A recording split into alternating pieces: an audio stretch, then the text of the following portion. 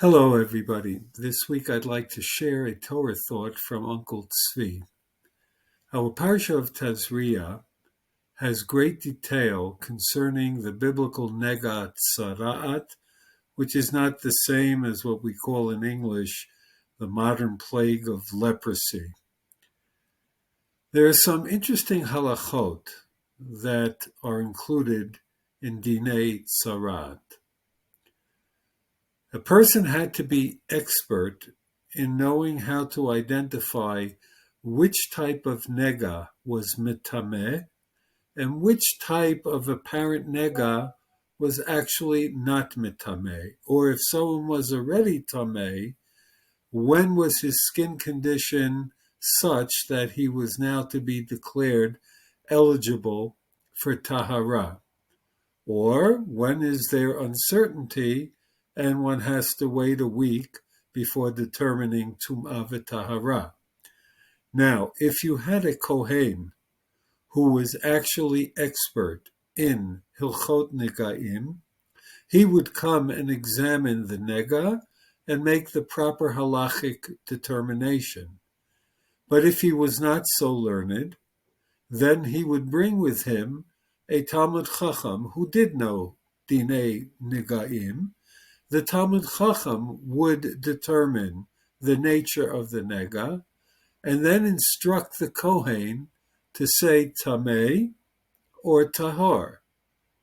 But it was important and critical that the Kohen actually utter the words Tameh or Tahar. If the Talmid Chacham simply said, yeah, this looks like he's Tameh, that didn't make the person Tameh.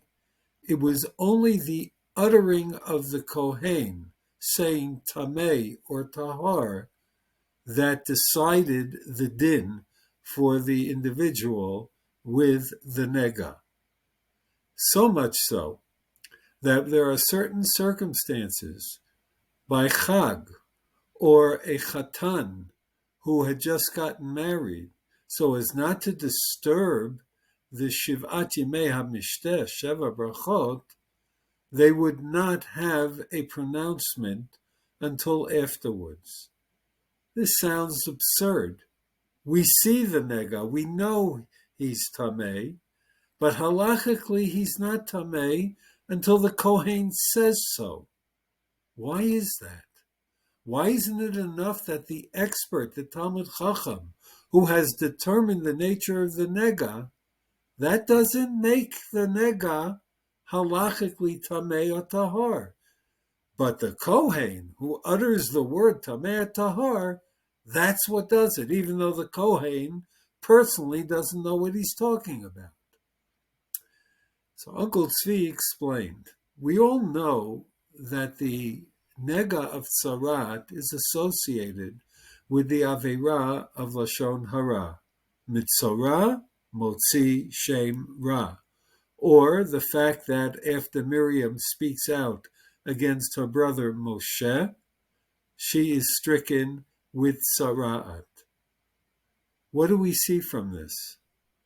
This is a serious aveira because hachayim v'hamavet biyad halashon, the power of speech, the human being who's endowed as a thinking person, ruach memalala, can kill people with speech or give them life, can give them encouragement or cause them to be depressed.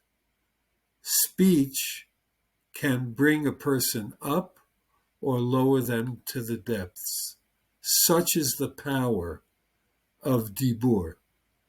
And therefore, to underscore this point, albeit it's the Talmud Chacham who knows whether the nega is tamei or tahar, the halacha required the Kohen with the power of his speech in order to emphasize that speech has to be used properly because it is so powerful. It is only the word of the Kohen that makes the halachic determination.